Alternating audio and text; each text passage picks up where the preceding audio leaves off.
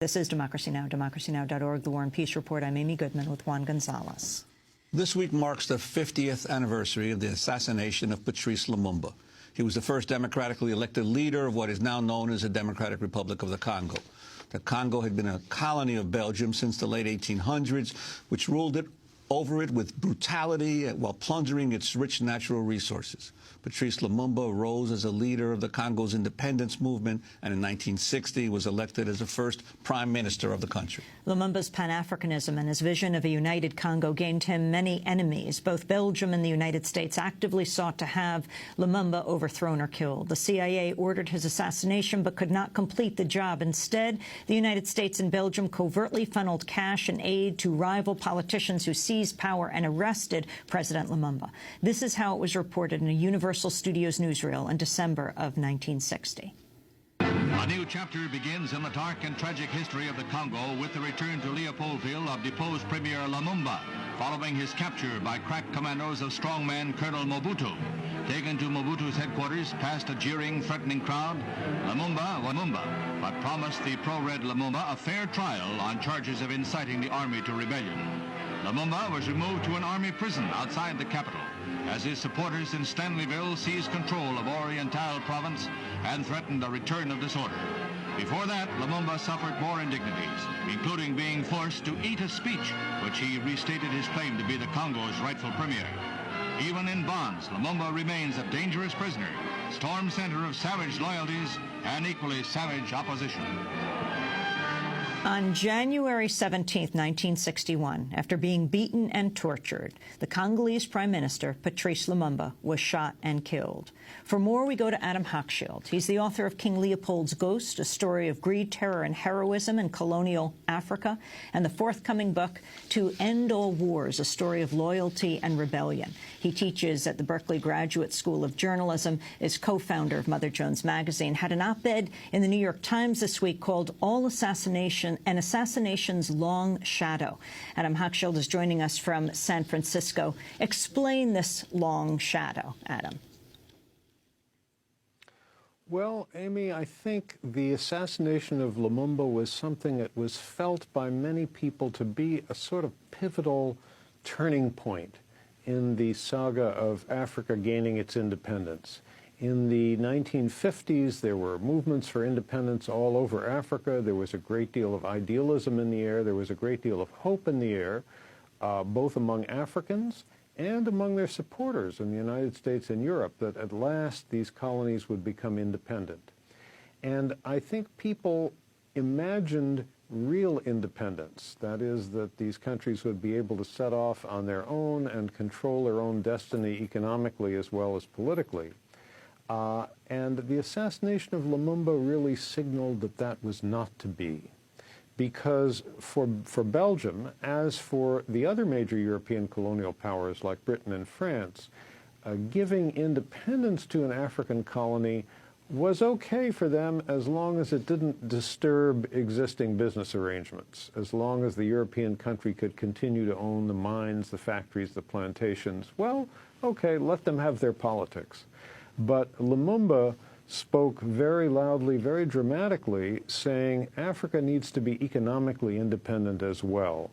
And it was a fiery speech on this subject that he gave at the actual independence ceremonies, June 30th, 1960, where he was replying to an extremely arrogant speech by King Baudouin of Belgium.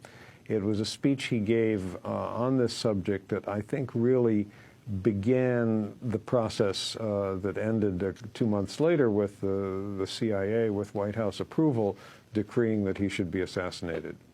And, of course, for most Americans who were not perhaps as familiar with African colonialism, since that was basically a European project throughout the 19th century, the role of Belgium and the importance of the Congo as really the jewel of Africa in terms of its wealth and resources. How did the Congo suffer before Lumumba came to power? Well, the story really begins in the modern era in 1885, or 1884 to 85, when all the major countries of Europe, led preceded by the United States, actually, we were the very first, recognized the Congo not as a Belgian colony, but as the private, personally owned colony of King Leopold II of Belgium. A very greedy, ambitious man who wanted a colony of his own. At that point, Belgium was not sure that it wanted a colony. Leopold ruled this place for 23 years, made an enormous fortune, estimated at over $1 billion in today's American dollars. Finally, in 1908, he was forced to give it up to become a Belgian colony, and then he died the following year.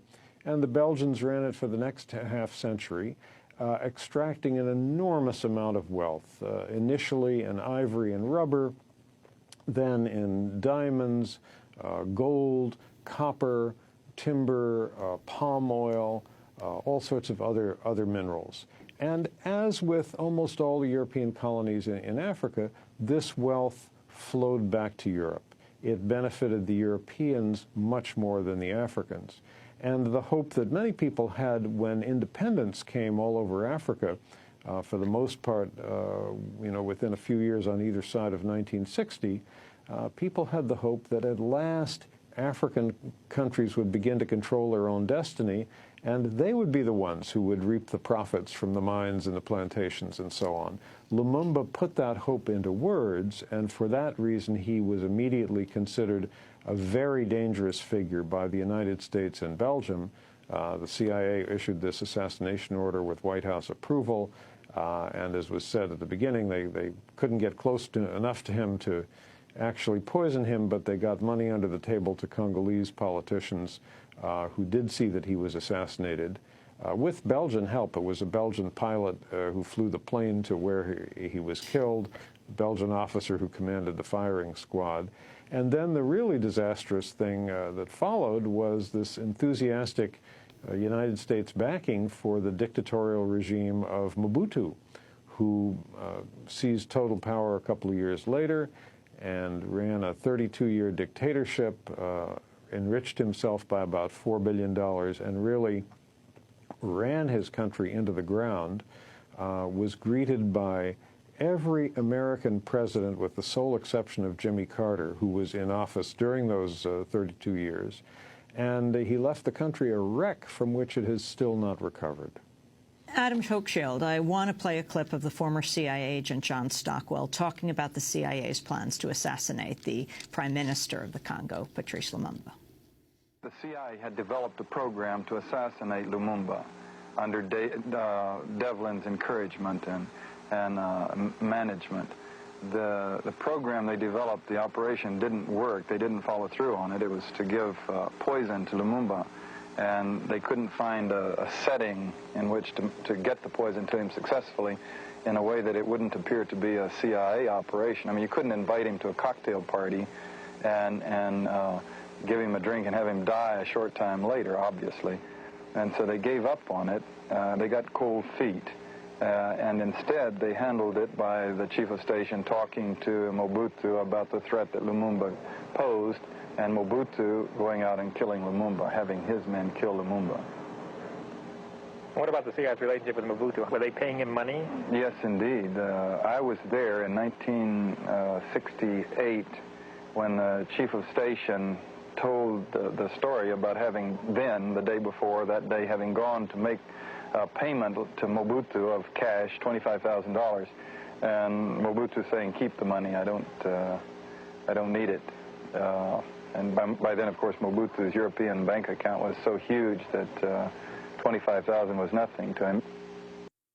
That was former CIA agent John Stockwell talking about the CIA's plans to assassinate Lumumba. Juan? Well, Adam, I'd like to ask you, you were in the Congo shortly after Lumumba's death. Could you talk about, we have about a minute, could you talk about your personal experiences there and what you saw? Yes, I was there. I was just a college student at the time. And I wish I could say that I was smart and politically knowledgeable enough to realize the full significance of everything I was seeing. I was not, and it was really only in later years that I began to understand it.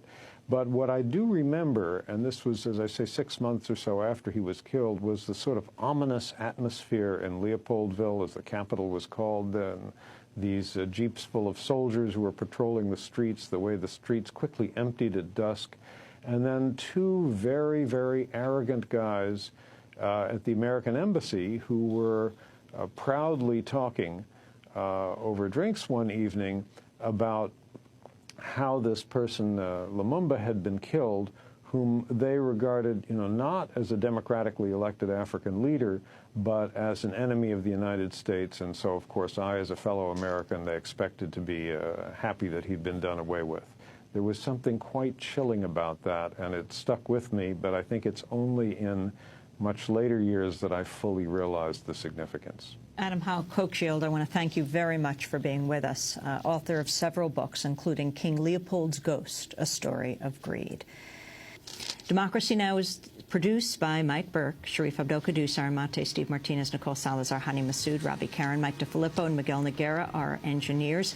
Special thanks also to Becca Staley, Julie Crosby, Jessica Lee, Nick Gilla, Hugh Grand, Jessel Noor, Vesta Godars, John Randolph, Kieran Krug Meadows, Ron Campenny, Kellen Innocent. We'll be broadcasting from Park City, Utah throughout the week next week at the Sundance Film Festival. Send us story ideas at stories@democracynow.org. I'm Amy Goodman with Juan Gonzalez.